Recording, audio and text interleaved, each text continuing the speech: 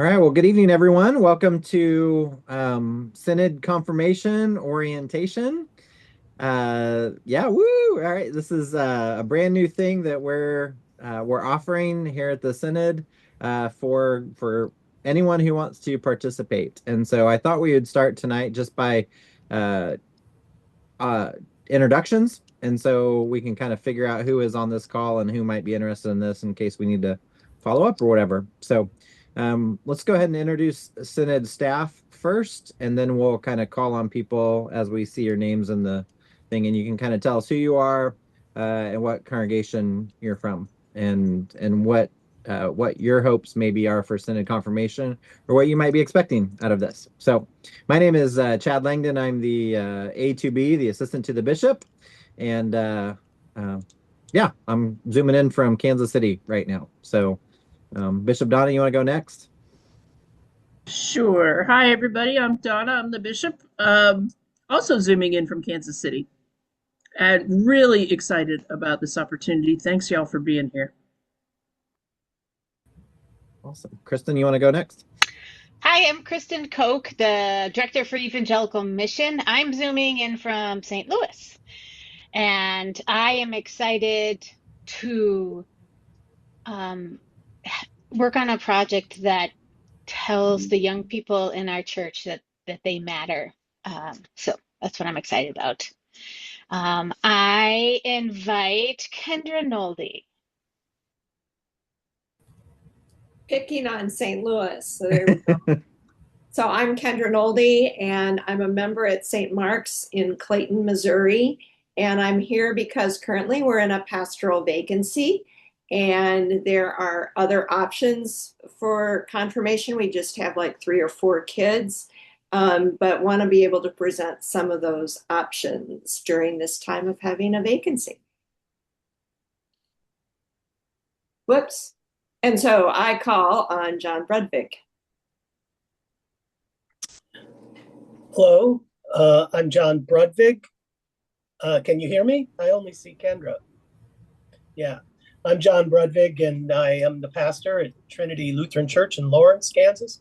I'm here to learn about a new exciting possibility, not only for confirmands, but from what I understood, others in the congregation who might want to participate. And I know Kate's here, so I'm going to throw it to Kate Stevenson.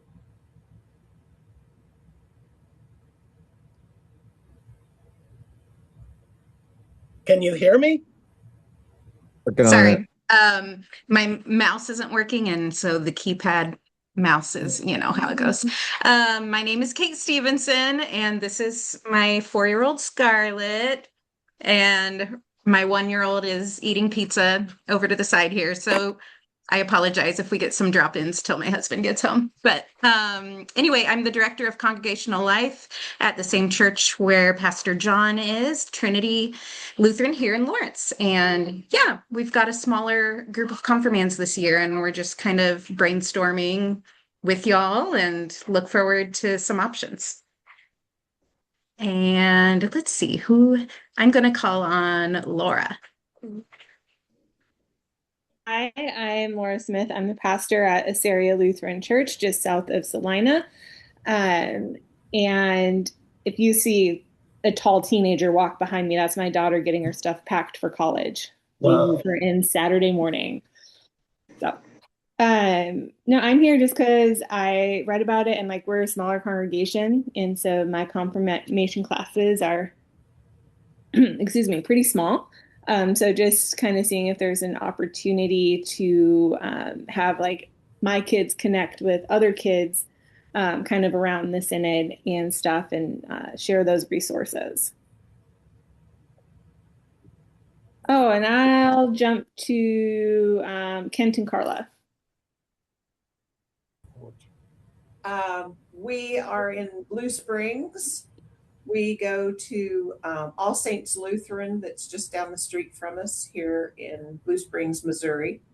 And we're both retired ministers of Christian Church Disciples of Christ. And we've started going to the Lutheran Church, and we are just interested in knowing more about the Lutheran history, Lutheran polity, and And we're interested in learning. We're just interested in learning. So we thought we would leap on to this and see what we could find out. Have you? You want to call on somebody else that you see on the screen?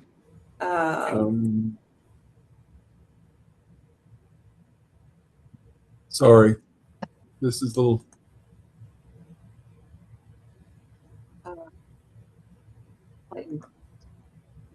Clayton. Hello, I'm the father of two boys, and we go to Trinity Lutheran in Russellville, Missouri. We were told to get on this meeting to find out about how to do confirmation for our boys, and we are currently without a pastor. So I think this, they were saying, was one of our only options. So we're here to learn and figure out what this entails. Thanks, Clayton. You want to call on somebody else that you see on the screen that hasn't been? Kay. Yeah. I'm Kay Zeit. I am Sam at the New Hope Lutheran Church in Onega. I am teaching confirmation and am hoping to get new ideas and make sure that we're on the right path as I'm teaching them. I have two confirmands, and this is their first year.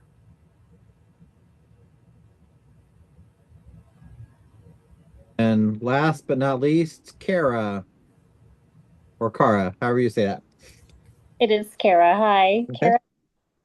Andy Negard. We are in Great Bend, Kansas, and we have a son that's a 7th grader, and we are looking for confirmation options as our pastor of 20 years just left for another church out of state. Yeah, we miss him around here. I'm sure you guys do too. We do. Yeah. Okay, I think that rounds out our group. So thank you all very much for being here. I do want you to know that this Synod confirmation, this is a brand new thing that we are just kind of exploring. And so if you have comments along the way, if you have suggestions, we are happy to hear them and to heed those and to kind of work in whatever we can. We've kind of done some investigating. There's the synod that kind of started this from what we heard about it was the Arkansas-Oklahoma Synod. And so we had conversations with them and how they kind of do things and kind of what we've designed is similar to what they're doing. I also know that the Nebraska Synod is also stealing some ideas from them. So we are happy to kind of mold this or shape this for however will be whatever will best meet our needs for the folks who decide to do this. So let me go ahead and share my screen and get this going here.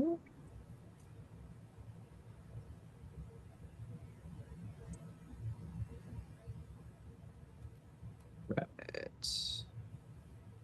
There we go. All right. So this is kind of, like I said, this is the outline of Central State Synod Confirmation Program. First shot at this year. We are looking at doing confirmation on the first and third Thursdays throughout the school year. We have kind of set up a schedule for the topics that we will cover, but we kind of envision this as a Zoom opportunity for the students to Zoom in on the first and third Thursdays for about an hour and 15 minutes or so. We're hoping to have the first class September 3rd, and we'll kind of run it through April 15th. From our experience, all of us on Synod staff have done youth ministry in the past, and May just gets crazy with everything. And so we're going to just decide to stop in April 15th, and then people can focus on end of school stuff and all that stuff in May. So, but this will be primarily an online Zoom program where the kids will get on every couple weeks and hopefully get to know each other. During that time, there will be some get to know you stuff each week. There will be some class time each week. And there's little fun games and things that we can play via Zoom as well. So this first year, we are going to be focusing on the small catechism. Most confirmation programs typically rotate if you have a 2-year confirmation program, one year will kind of be a Bible year, one year will kind of be a small catechism year and focus on that stuff. And so we decided we're gonna kick this off this year with a small catechism year. And so those on the screen, you can see the topics that we're going to be covering, things like baptism, communion, 10 Commandments, Lord's Prayer, Apostles' Creed. We're also going to dip into what it means to be Lutheran and talk about Lutheran worship and kind of Lutheran distinctives along there, and probably give some history of Martin Luther along the way. So that's kind of the topics. And then kind of our idea is that this would be a 2-year program. And the next year we will be doing the Bible, and then we'll kind of switch back and forth between the two. And so it doesn't really matter which year you start on, because you can do, as long as you complete one year after the other, you'll kind of get all the material that we kind of envision anyways. Oh yeah, there's the Lutherans and other faiths too. We have a couple lessons on, or a lesson on, like other denominations and other faith groups too. So kind of the gist of the program is that we're going to meet every other week pretty consistently throughout the year. We'll need your kids to sign on and be present for most of the classes to really get the materials. We also envision creating a confirmation kit, and kind of our hope is to get the kids signed up, and then we're going to order materials and put this all together and then mail them a package in the mail. So at some point in time, if they can sign up within the next couple of weeks, we are going to put these together, and then before September 3rd, they will get a wonderful package in the mail that has a confirmation notebook in it. And in that confirmation notebook will be all of the handouts, the lessons, the kind of the learning stuff. We've designed a kind of a worksheet for each topic, and then that'll kind of serve as the basis for conversation and learning. And depending on who leads the class or who is teaching at that particular time, they can fill in the blanks to the worksheet or just kind of use those as talking points. And so they will get a like a 3-ring binder with a notebook with all the papers in it. Hoping to have that. We've already created that. We just need to figure out how many we're going to make and mail that to the kids. We're also going to be creating they will be getting a box, and I didn't know what to call this. Kristen, do you want to kind of talk about this? I wasn't sure what to call this other than a box of symbols. So can you hop on there and explain this? Because this is kind of coming from your experience. So it's a little bit experiential. I've called it a faith kit, but we have a confirmation kit. So a faith box. And with each of the topics that we have, we'll include a symbol that connects us to baptism or 10 Commandments, that sort of thing. Sometimes it'll be something that the students make, and then they put in their box. Sometimes it's just already made. But so they'll get a box, and they'll get the makings for the stuff that will go in the box. And the box is sort of the 3-dimensional version of the notebook, something that they can take the stuff out and look at it and mess around with it, maybe create some of it, but that would hold all of the symbols of our faith. So I think we can call it a faith box. Yeah, well, yeah, whatever. Kristen showed me this that she's used in her congregations in the past, and it's so cool. Like you open it up and like take little things out, and then kids can talk about with their parents, like, oh, this is talking about my baptism, or this is symbolizes communion. So it's kind of just it's a really cool kind of thing. So it's a way of just using different learning styles. So yeah, absolutely. So they will get that in the mail in this confirmation box. We are also going to order some books for them to use. We're going to have a small catechism in that box that they will receive, as well as I think we have three other books that we're going to use that we can lean on throughout the year. That they don't. These are not books that they're going to have to read like cover to cover or anything like that, but things that we might refer to, things that they might want to just kind of lean on or learn more about, or work with their families about. And so we're going to order those books and put those books in that kit. They will receive that as well in the mail. And then the last thing that kind of goes with this confirmation kit is homework options. And as part of our confirmation program within this notebook, we are going to be asking the kids to do a homework lesson every 2 weeks. And so we're only meeting every 2 weeks. And so that'll give them 2 weeks to kind of do this homework assignment.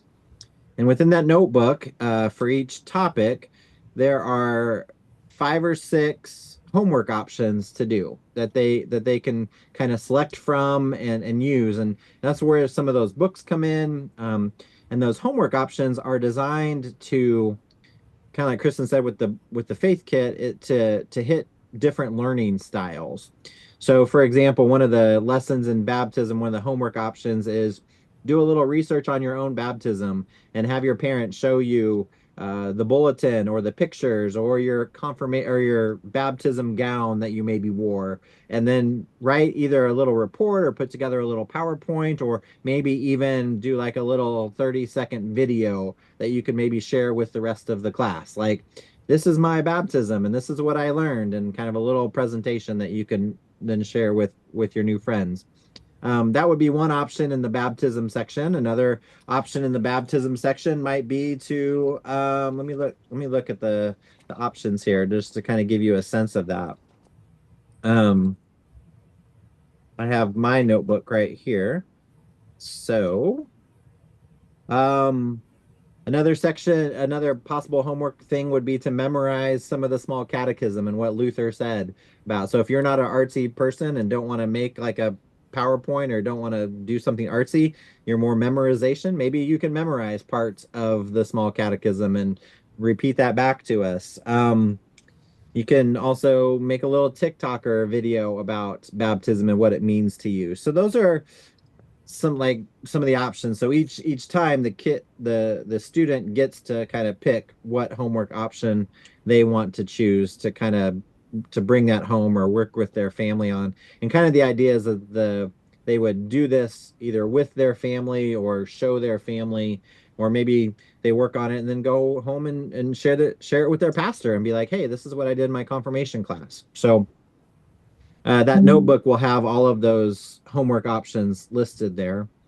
And then part of this program also, this is something we gained from Arkansas, Oklahoma, is we're going to set up a group text system. And we'll probably use an app like Group Me or something like that. But the idea is that we can send the kids a reminder like, oh yeah, this week we have confirmation. Just a reminder, a couple days before, we have confirmation this week. Have you done your homework, or that kind of thing? It's a way to kind of build relationships, but it's really more a reminder for the kids. So they've had pretty good success with that in the Arkansas Oklahoma Synod, and it's kind of cool to get a text message from your bishop on a regular basis. So kids kind of appreciated that. So that is that section. And then one last little thing that we haven't worked out all the details on in this section is we would like to have throughout the year a couple of possible retreats, or maybe do a confirmation camp next summer out at Camp Tomashinga, something to where we can gather these kids together in person, or at least give them that option to get together in person once or twice throughout the year in whatever ways that might make sense. And probably that will depend on who signs up to actually do the confirmation, where those kids live. Do they live really far apart? Do we need to do a couple different ones of these? But it end up probably being like a weekend retreat here or a weekend retreat there. Maybe we can get all the kids together for a camp this summer out at Tomashinga or something. So we would we like I said, we don't have the details of the in-person stuff worked out, but we would like to do that once or twice this coming year. So kind of next steps, if you're thinking about this, and once I kind of wrap this up, then we can go back to the gallery view. But we're going to need people to register if you are interested in this confirmation program. We need to register on the Synod website as soon as possible so that we can order the right number of supplies. We need to know if we need to order 10 things or 20 things or whatever, because we just need to get a sense of that. So there's a registration on the website, Central State Synod website. They're listed at the bottom. You can also take a picture of that QR code that'll take you to the registration. We are going to ask, as part of this, to have the students help cover the costs, or the families or the churches, but it's going to cost the Synod about $100 per student when it's all said and done. That covers the cost of the mailing of the materials, the notebooks, the books that we're ordering for the kids. So we would like to say to have a cost of $100 on that, and whether the churches pay for that, whether the families pay for that, that's kind of what we're asking. If that $100 per student is a barrier for someone to do it and can't do it, then let us know and we will waive that cost. We would rather have the student involved with the program than let money be an issue. But that's kind of what we're looking for in terms of cost, and that'll help cover the cost of all the stuff for it.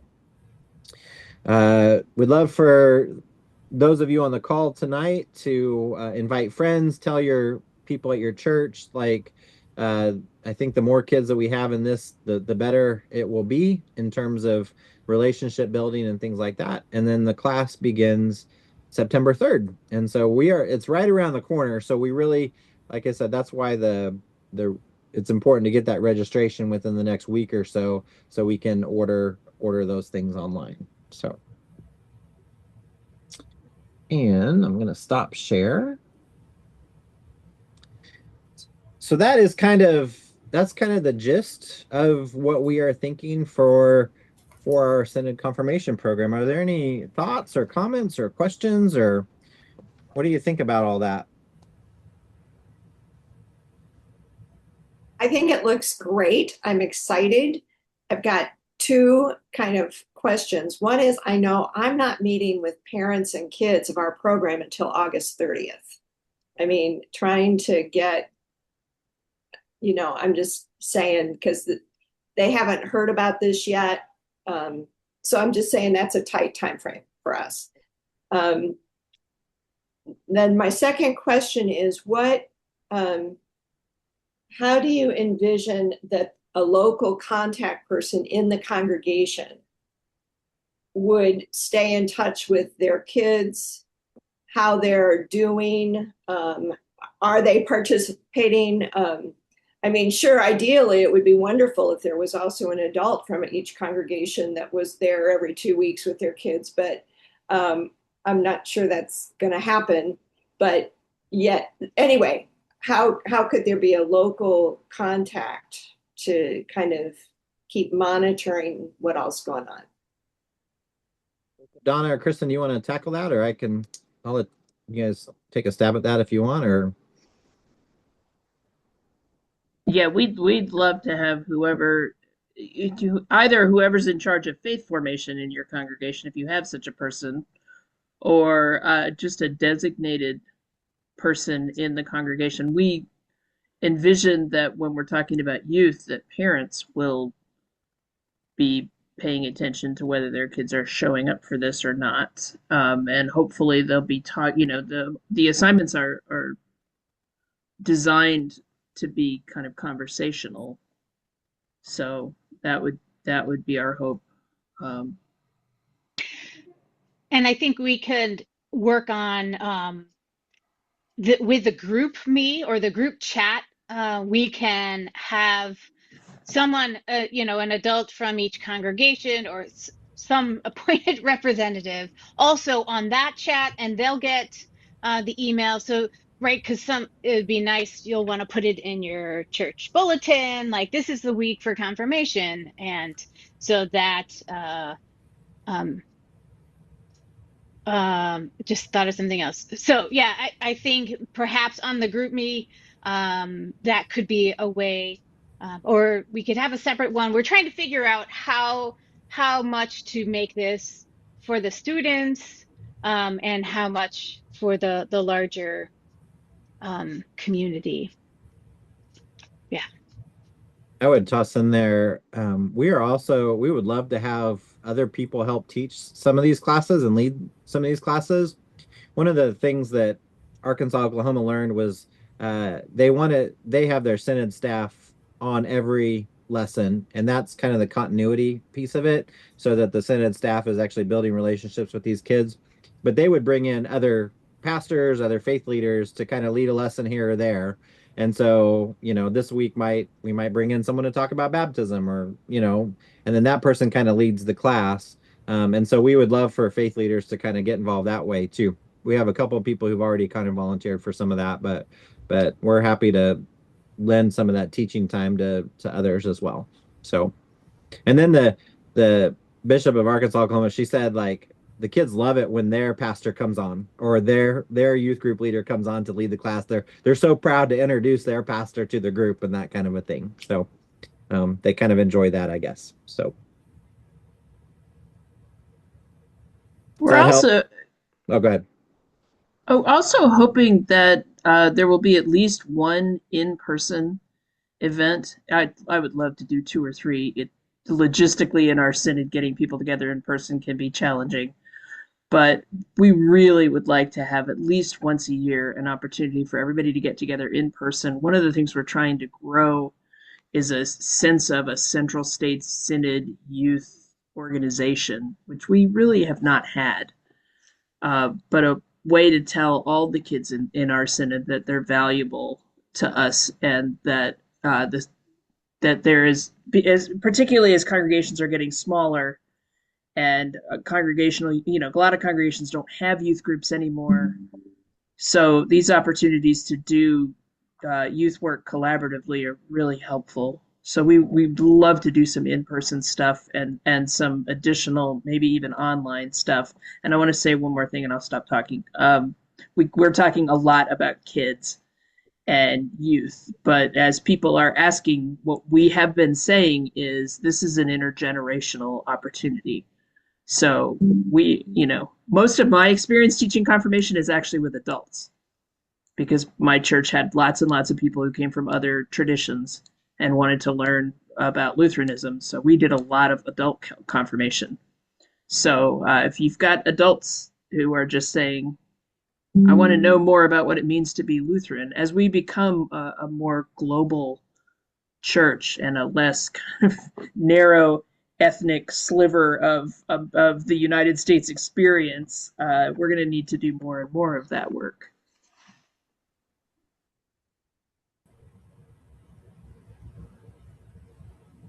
Envision us, if this works well, having this group, this confirmation group, go to like the National Youth Gathering as a group. I think that would, let's rent a van or a bus or something and take all these kids and leaders and go together. That'd be kind of a fun. I could see that as a future step down the road. So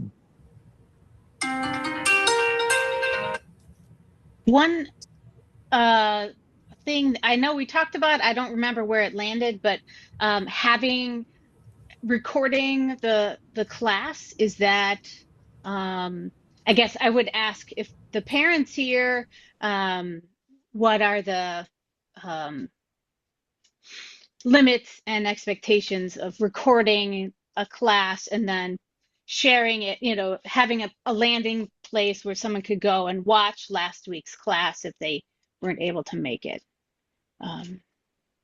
Which would, I think, then have the kids' faces on it. So I don't know if that's how that works. We can put things on YouTube that are password protected, Okay. so that you have to have a password in order to get the content. Yeah.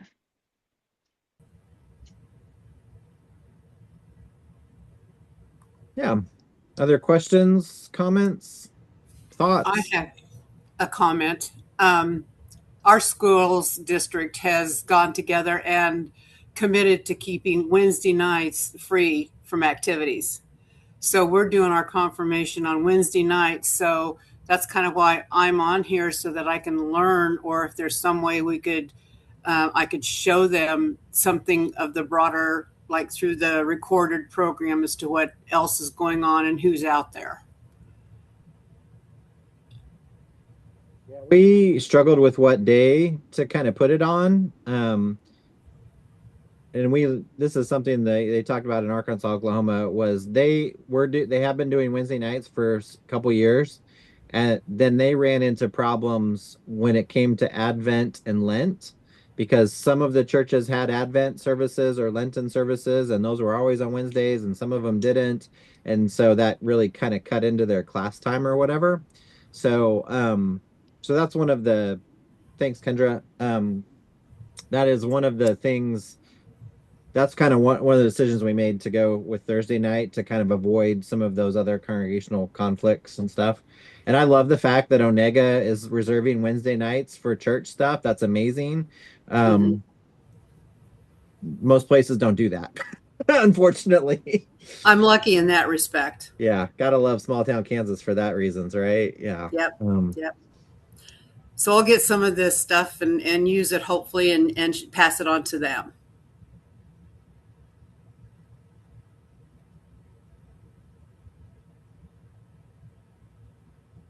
Questions or okay?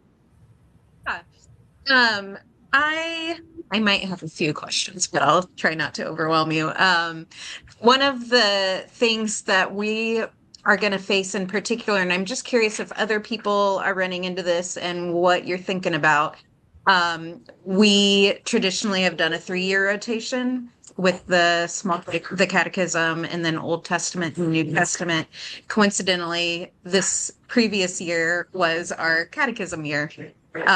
And so with that in mind, the two students we have just had that. Would you have any recommendations for someone in that scenario? Maybe waiting a year to jump in or supplementing on the off weeks? I don't know. I just thought I'd start there and I might jump in later with more questions. Yeah, we kind of had a 50-50 shot on that one. Yeah. So yeah, I'm not quite sure. When I ran confirmation for years, I always had a 3-year program, but I only actually had 2 years worth of classes. And so a lot of our eighth graders had already heard the material before, but they didn't remember any of it. So it was okay in my mind to repeat. They'd bust out their little worksheet and be like, "Look, I already have all the answers." I'm like, "Put that away. Tell me if you know them." And they're like, "I don't remember." So I'm like, "Okay, all right, then pay attention." So, um, so yeah, that's a that's a good thought. Yeah. And we're kind of designing this for any ages. So I know that some people might have fifth and sixth graders, some might have seventh, eighth, some might be older. We might have adults pop on. So yeah, we're trying to hit people where they are. Okay. So we might be a little more unique in Great Bend. Our son's the only confirmand. There should be somebody joining next year, but we are in that season of sports coming into play on like a Thursday. Will there be like recordings that they could go back and watch? They would submit something. How do you envision that? Yeah, I think we are going to try to record the classes if all the parents who are on there are cool with that. And so if the kid, if they miss a class, then they can go back and watch the recording. Part of the reason at least when I was teaching confirmation, I designed the homeworks the way they did was in case the kids missed the class, then they could do the homework or maybe do an extra homework assignment and kind of make up for it or whatever. But yeah, I think we're gonna try to just record the classes and do it that way. Because yeah, all the kids are they're busy. We get that. And there's like no grading of any of this stuff. This is you come, you participate, and the each student is trusted to do what they need to do. The homework is that usually you end up sharing what you do, but none of this is gonna get like turned in or graded in that sort of way. We are not trying to take responsibility for the confirmation of the kids in your in your congregation. So we're just kind of trying to offer a resource. And so we're not we're not going to offer like a certificate at the end or anything like that. We're just going to offer these classes, and at your congregation, with you as the parents or your pastor or pastoral leader, if you've gone through a couple years, then maybe it's time for to be confirmed. And if you're ready, great. And if not, great.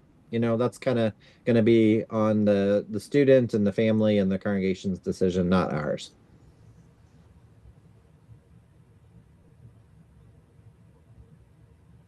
I do sort of have a follow-up with the homework question, because that would also be new for this group, at our church in particular.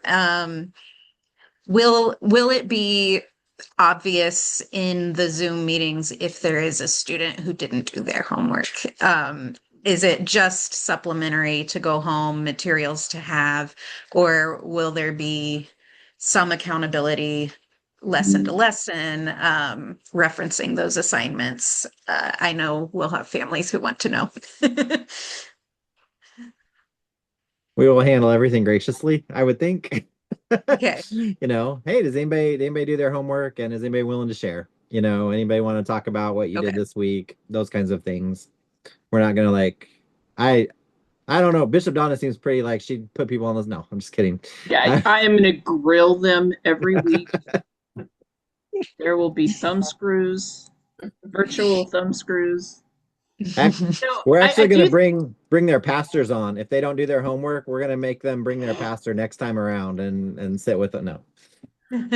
I mean, we want some accountability, because otherwise busy people are going to say, well, if nobody's paying attention to whether I do this, I don't have to do it. Yeah. We'd like people to participate. We'll certainly invite people to participate. We're not going to shame anyone who shows up and because they had a test this week, they didn't do their confirmation homework. Yeah. Yeah, that's the main concern we have with our families sometimes, is kids have so much homework these days. If with it being a school night, they might have other assignments that unfortunately, might get prioritized. And I just, want to make sure that they still feel comfortable showing up, even if they didn't do their assignments. So do we. Good.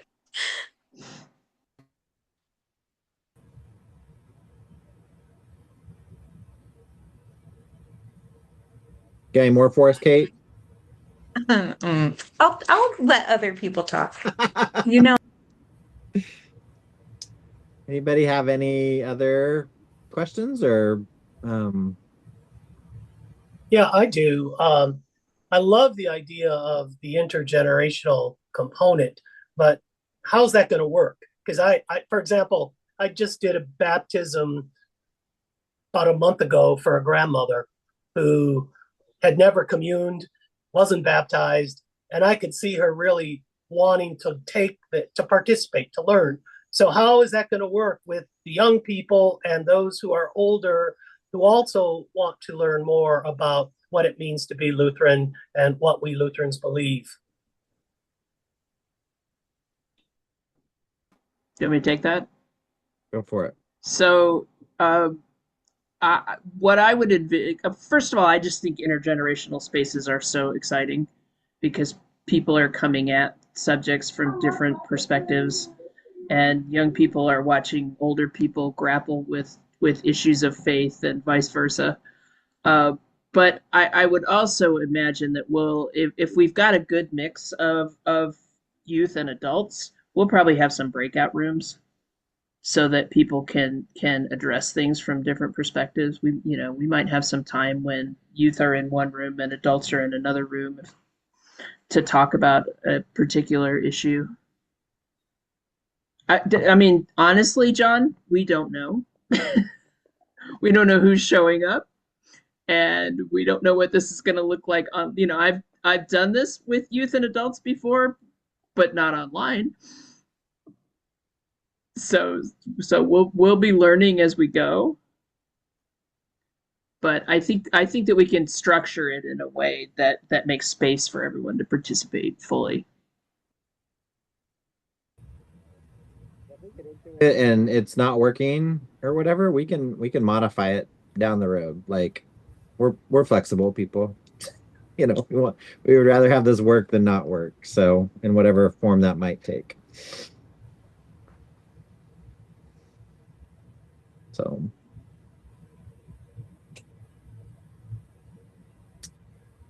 anything else?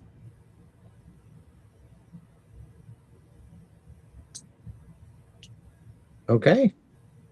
Well, I don't really have anything else. I don't know if Bishop or Kristen or anybody else has anything else. Otherwise, we might just close in prayer and wrap up. Someone want to close us in prayer?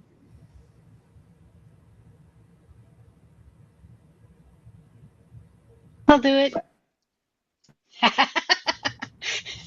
We were playing chicken there, huh? The Lord be with you. And also with And also with you. Let us pray. Gracious and loving God, you have called us, your people, your children, and you have called us into community to learn and to grow together. As we anticipate this Synod confirmation program, I pray that you would speak to the hearts of your children and prepare hearts and minds for engaging in this new experiment. That we may learn in community and grow together, and learn more about your love for us, your love for the world, and how we get to put that all together and walk with each other along the journey. I pray for pastors and Christian education leaders and parents and students, especially as the school year is kicking off or has already started or is on the verge. It's an exciting, overwhelming time. Bless each student, each teacher, and all those who are part of the academic system. We pray this in Jesus' name. Amen. Amen. And